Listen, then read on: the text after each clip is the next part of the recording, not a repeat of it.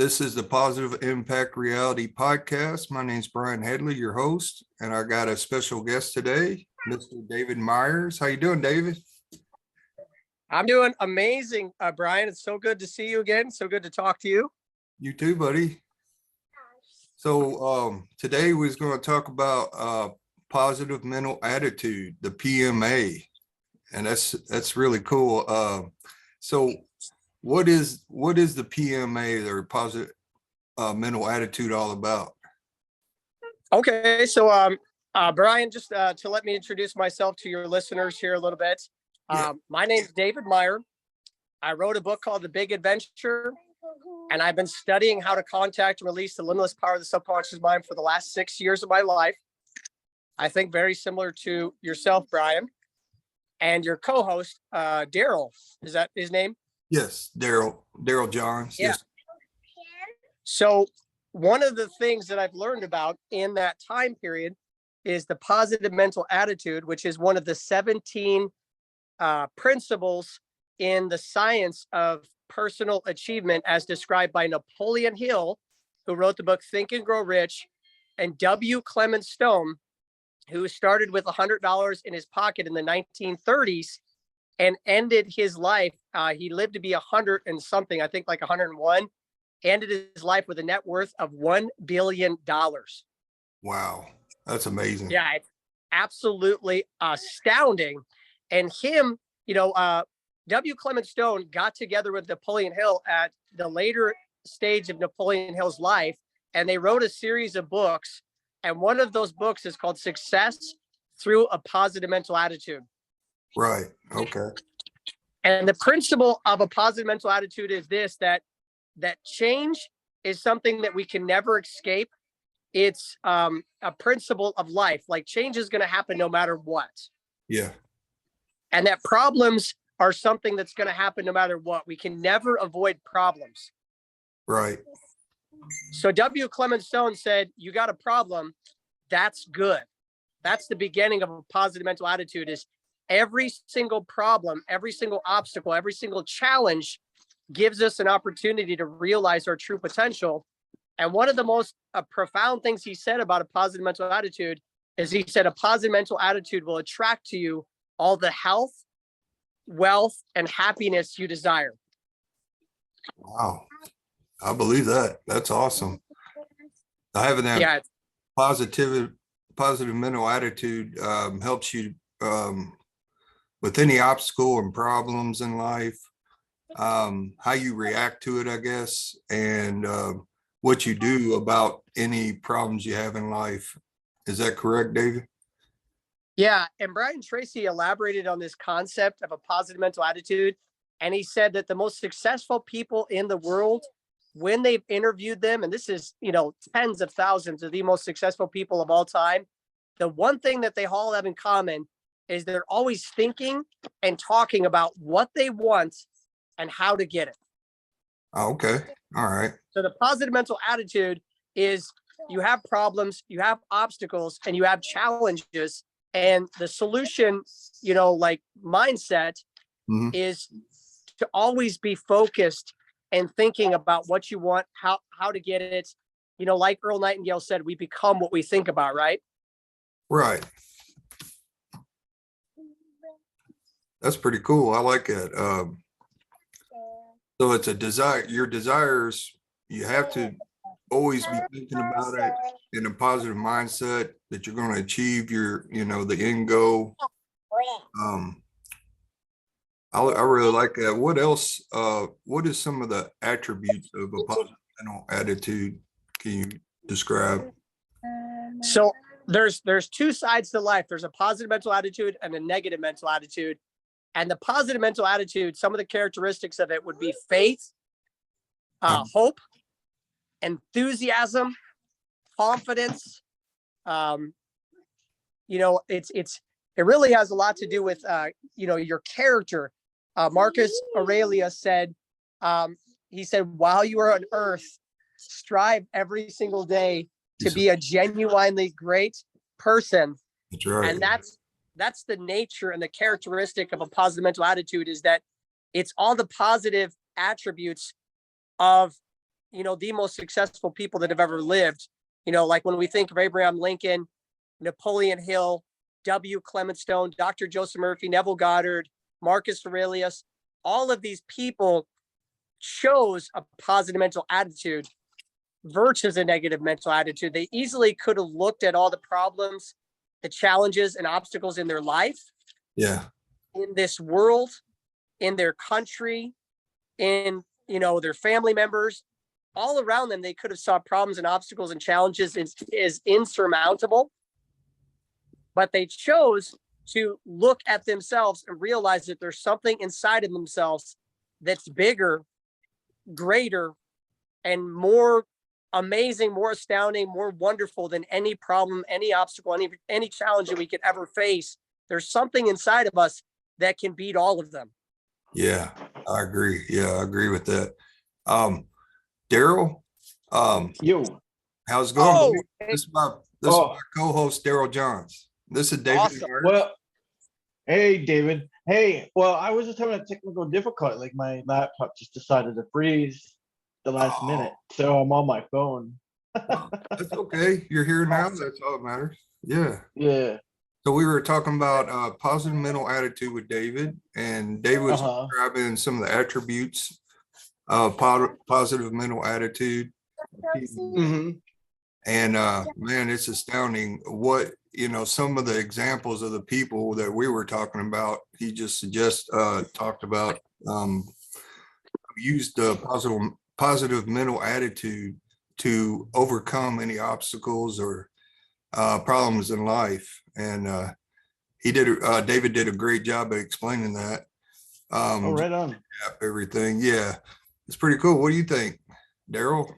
Well, I mean, I heard him mention a couple favorite authors, Neville Goddard and Dr. Joseph Murphy.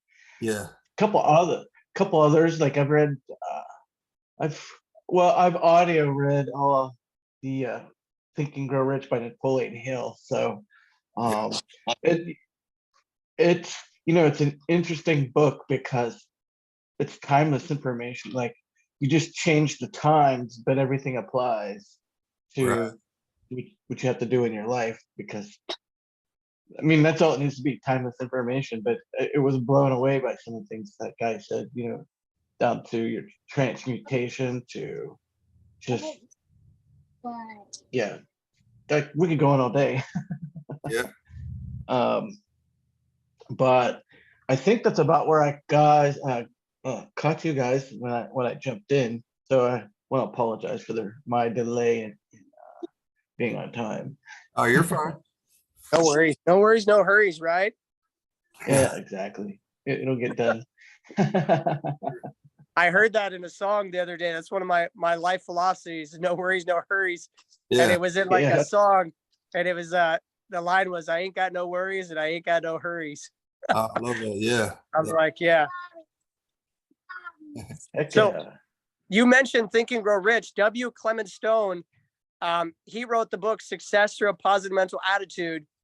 And he said that Think and Grow Rich is not a book. It's an exercise that yields wealth beyond measure.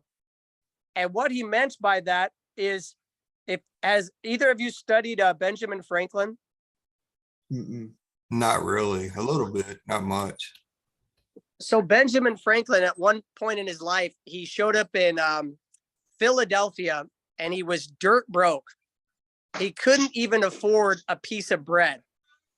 Oh, wow. And he talks about his time in Philadelphia. He was hanging out with prostitutes. He was, doing all kinds of really crazy things. And he also had a tendency to be very critical of people and argumentative. Mm-hmm. And he started this personal development program that he accredits it to every single thing that he achieved in his life. And one of the things he achieved in his life is he retired in his 40s, or one of the wealthiest people in the country. And he became one of the greatest thinkers in all of the entire world. He ended up inventing the Franklin stove, the Benjamin Franklin stove. And he never tried to make one penny off of it, period, because he was so wealthy and successful. He just did it for the betterment of humanity. Wow. And that Franklin stove was sold. It was like a stove to heat people's homes. It was sold all over the world. He never tried to make any money off of it. Huh. He also invented the lightning pane that prevented, tens of thousands and hundreds of thousands of buildings from starting on fire. Yeah. Buildings used to be made out of wood back then, so they'd get struck by lightning and it would burn entire cities. And he invented the lightning rod that would be on the buildings to prevent all these buildings from starting a fire. Never tried to make a penny off that. Wow. But he had a personal development program where it was a 13-week program, very similar to Think and Grow Rich, which is 13 principles of, in the science of personal achievement. And every single week, Napoleon Hill would focus on one of the principles.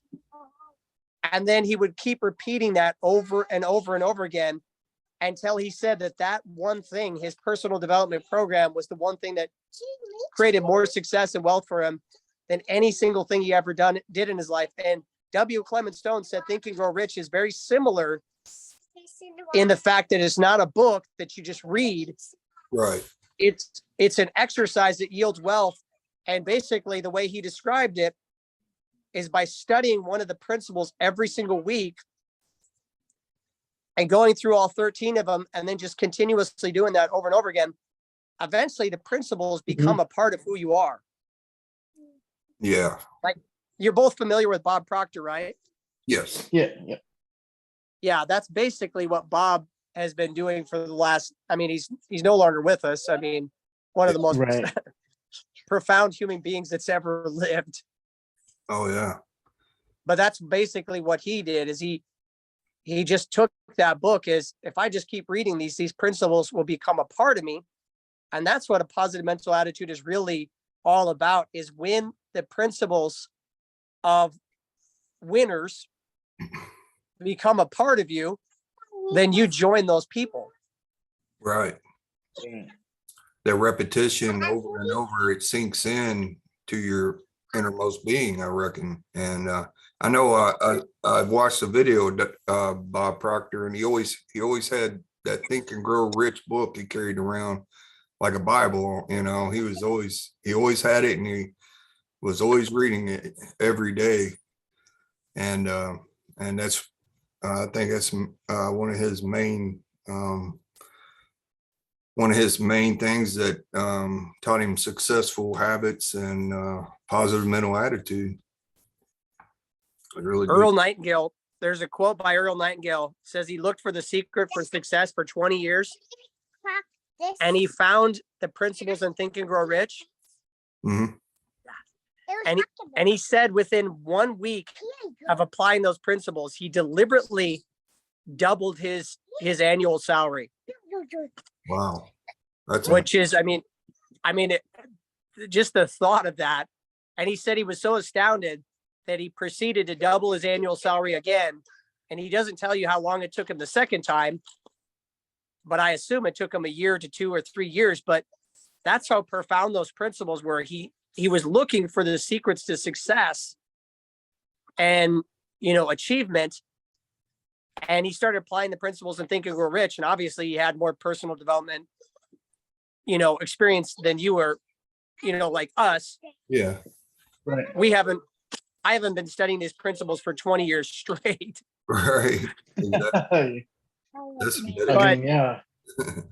It's just profound when you think about it. Yeah. Yeah, and he even wrote the strangest secret. Yeah. Also, yeah, which in some ways it reminds me of a little bit of Neville Goddard's feeling is the secret.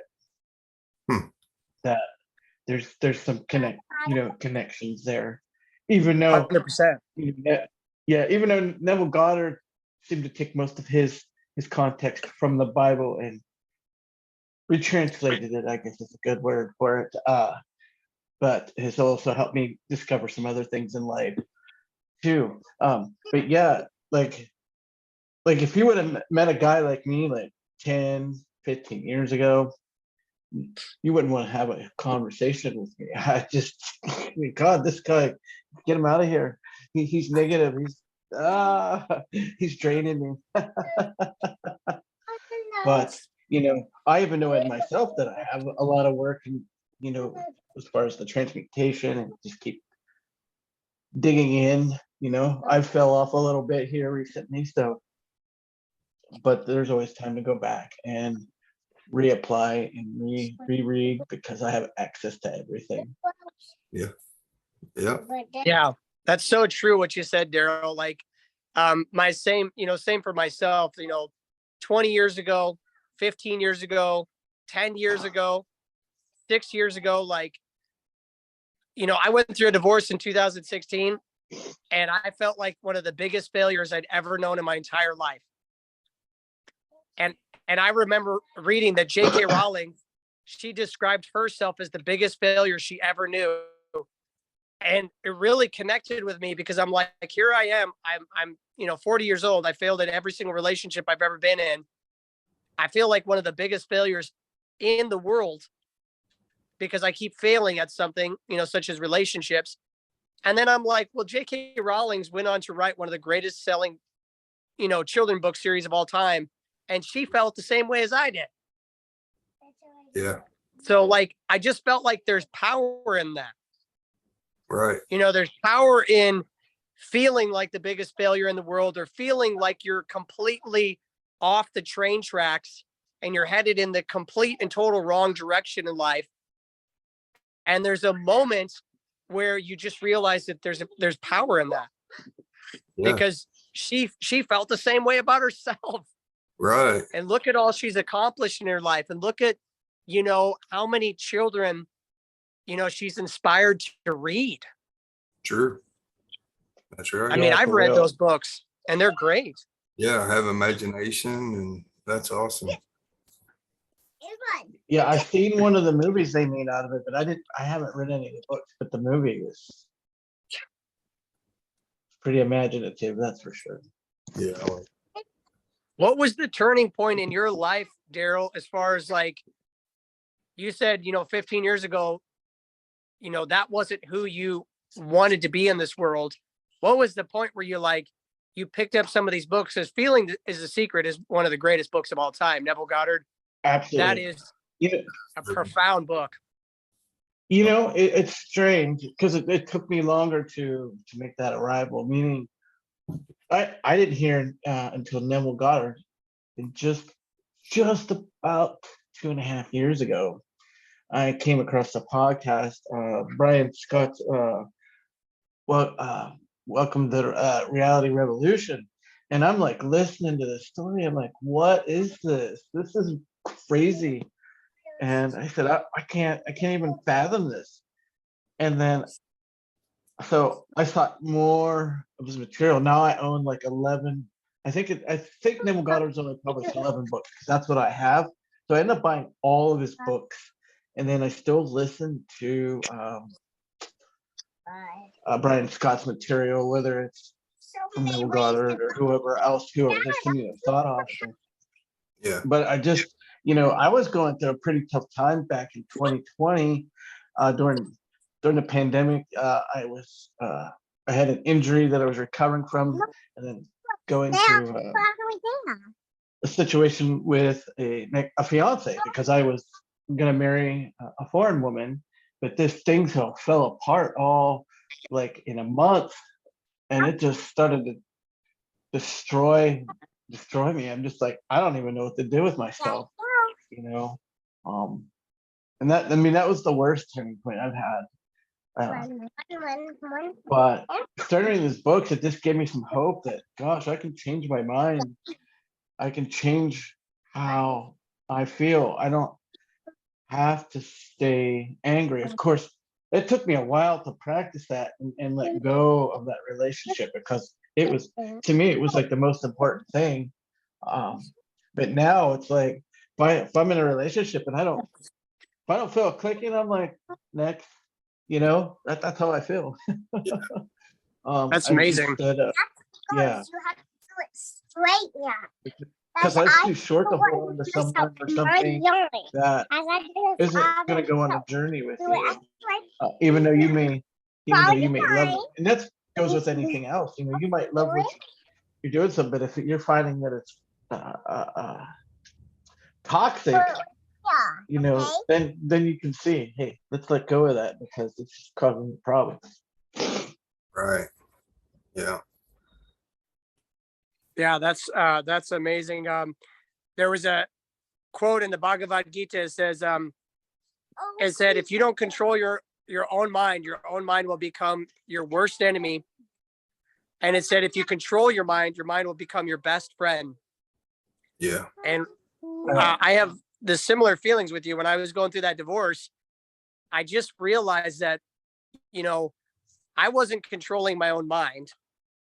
Right. And I felt like my mind was my own worst enemy, because Lao Tzu said, if you correct your mind, the rest of your life will fall into place. Mm-hmm. And I felt like there was something amiss in the way I was structuring my own mental processes that was causing all this chaos in my life. Right. Yeah, if we let this mind go and don't discipline it in any way, it's literal hell, and it manifests so many terrible things into your life. For sure. Like, I mean, you could even get yourself in trouble and go to jail for all that matters. Yep. I mean, seriously, if you're just like wandering in the abyss of your mind, you lose all control of yourself. I know, because I did get locked up for a little bit. So when I wasn't in any control in any form, depressed, and so yeah. But that's a story for another time. That happened about 10 years ago. Okay. Yeah. So that we started off this podcast before you showed up, Darrell, and I was talking about W. Clement Stone, and he wrote this book called Success Through a Positive Mental Attitude. Okay. And the cornerstone of the principle is that change is inevitable, that change is going to happen no matter what. And problems are inevitable. There's no person on this planet that doesn't have problems. True. And W. Clement Stone, he started off with $100 in his pocket, and he ended his life with $1 billion. And he said, a positive mental attitude will attract to you all the health, wealth, happiness, and success you desire. And the way he described it is, he said, you got a problem? That's good. So like, it's kind of an interesting mentality, because so many people have problems. They're inevitable. There's no way to get away from them unless you're in a cemetery somewhere. Yeah, right. And so many people have a problem and they say that's bad. And that's a negative mental attitude. That's the thing that will repel health.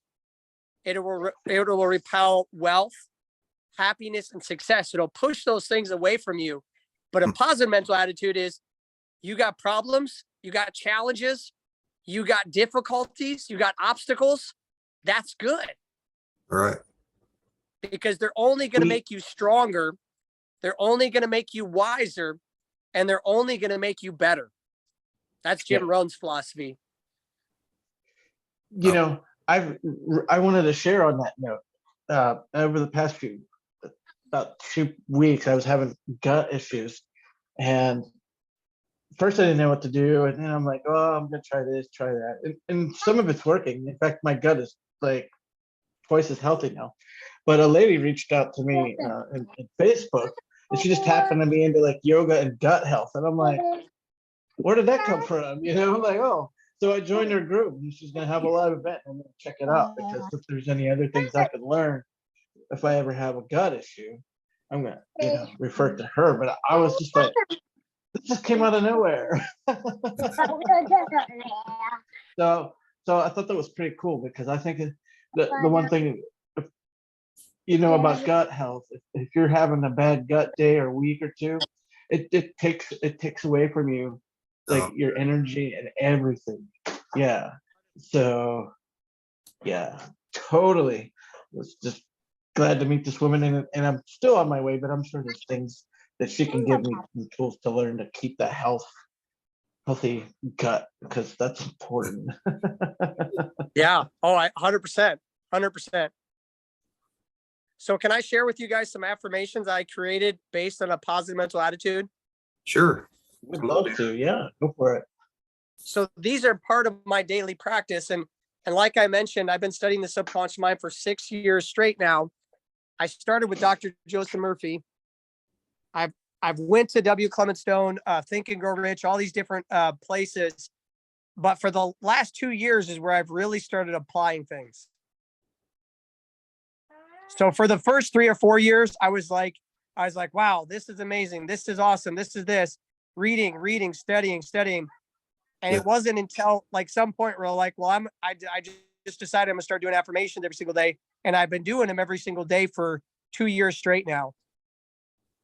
So these are 3 affirmations I created based on things I learned from W. Clement Stone. And I realized that one of the core principles behind a positive mental attitude is W. Clement Stone used affirmations. He called them self-motivators all the time to Napoleon Hill described it as W. Clement Stone was hypnotizing himself. Oh, and so one of mine is I succeed through a positive mental attitude. I say that 3 times every day. I succeed through a positive mental attitude. I think with a positive mental attitude and grow rich, like the book Think and Grow Rich. And when I think of that concept of growing rich, I think of the 13 riches of life. So not just money, because money is like the 13th and the 13 riches of life, but positive mental attitude is actually one of the 13 riches of life as described by Napoleon Hill and W. Clement Stone. And then the last one, I say each one of these 3 times every single day, I attract all the health, wealth, happiness, and success I desire through a positive mental attitude. I love it. Yeah. Just some things I wanted to share, but I love where we're going with this. Brian, can you tell us where you had the turning point where some of this material started to reach out to you? Well, actually, David, you're my mentor with a group called Noble Goldman. It was around the pandemic time we met online, and I started going to these masterminds online with you and Matthew Collinson, and at first I wasn't for sure what it was all about, but the more I got into it and I learned a lot from you, of course, David. Started doing my own research, and then I was like, man, this stuff is really, really powerful, and it's, I found that I was lacking a lot of knowledge, and I could do better, better. I was searching for something to help myself do better in life, and I struggled all my life. I was going in autopilot, I had no kind of direction, just going with the wind. And then you and I and Matthew and the group Noble Goldman, this online community, they really, y'all have really helped me. I tell you, I don't know where I'd be without you. And I'm really grateful. And there was a turning point back then where I wanted to do better for myself, my family, and like you said, things changed. Recently was divorced. I no longer have a family. I have myself though, and I know that things change and people are going to change, but I'm always going to try to be centered and try to learn more and make myself better as a person. And I've been, for the last 3 or 4 years, been doing the personal development. But I actually, when we first met, David, I was reading books by Napoleon Hill. And I think that's what sparked my interest in all this, the personal development and how to be. And, like you said, it's not all about money. There's more than just money. It's about a healthy life, wellness. There's so many things that, I can improve in myself. And it's helping others is a good thing. And I appreciate what you've done for me. But yeah, that's where it started a couple of years back for me anyways. Isn't that interesting that each one of our stories started with an ending relationship? Yeah. Yeah. That's so funny. Like, when I was going through my divorce, I remember Brad Pitt was getting divorced. And I was thinking, I'm like, this guy's one of the most successful guys in the world. He's one of the, the most handsome people that's ever lived. And I'm like, if he can't figure out relationships, I give up. Yeah. Oh, So that's what made me want to go after my dreams. And Yeah. I initially wanted to be a writer, but then the more I looked into it, everything was pointing at the subconscious mind, and I just wanted to figure it out. Yeah. I hear that. It's like a mystery. That's sort of how I am too. I like to uncover a mystery or try to figure it out. And it's like you and I were talking about, there's so many people back in the early part of the 20th century who, they had all these difficulties, like, you was talking about the wars and the two world wars and the Great Depression here in America. And it's like, they come on scene right at the right time to help people. And it was amazing. And it's still helping people, like you said, and it's still helping people, right on time. Yeah, it's amazing. It's amazing that, all this stuff we follow, like you mentioned, Brian Scott, he puts out some of the best stuff on the planet. Yeah. But all of this, they call it new thought or whatever it is, like this new philosophy that originated in the late 1800s and the early 1900s. It all came about on the scene during the Depression, World War I, World War II, things that like we can't even imagine today in modern society. Mm-hmm. And that's where the positive mental attitude originated. That's where, positive thinking originated. That's where, the science of personal achievement originated. And Neville Goddard was saying your imagination creates reality. And, Dr. Joseph Murphy said, change your thoughts and you change your destiny. And he said, thought is the most powerful force in the universe. That's where all this came from, Right. is in a time where there was an amount of negativity in the world that is just hard to even comprehend. Yeah. Right. It's so empowering, and it's such an enlightening, concept that so much goodness can come out of so much, tragedy. That's true. Right. Well, I guess we're almost out of time, David and Darrell. I appreciate you all coming on, and thank you, David. We're grateful to have you on. Yeah, great to meet you. And I'd love to see you back on, and we'll go to the next show next time. And well, thank you so much. Yeah, I'm so grateful and humbled just to be surrounded by people like the two of you, to learn, from you, and, hear your stories, and just to see how we have so many similarities, but every single person has unlimited potential.